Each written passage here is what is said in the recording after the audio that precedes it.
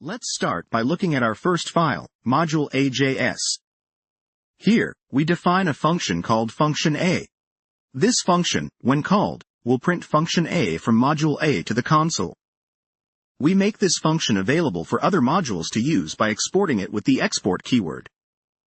Moving on to the second file, module.b.js, we have something similar. We have another function called function B.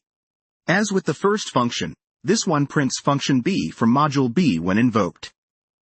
Again, to make this function accessible to other parts of our application, we export it using the export keyword.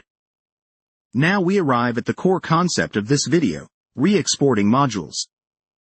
In re-exporter.js, we're importing the functions from our other two modules and immediately exporting them. The first export statement re-exports function A from module A without changing its name.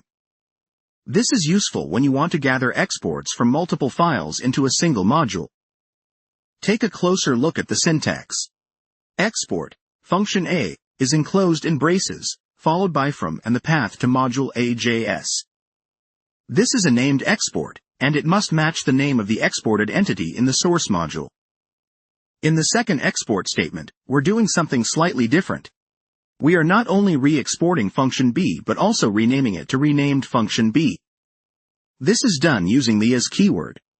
This feature is particularly handy when you need to avoid naming conflicts or when you want to provide a more contextually appropriate name for re-exported functions. Lastly, let's take a look at how we would use these re-exported functions in another module, let's say some other module.js.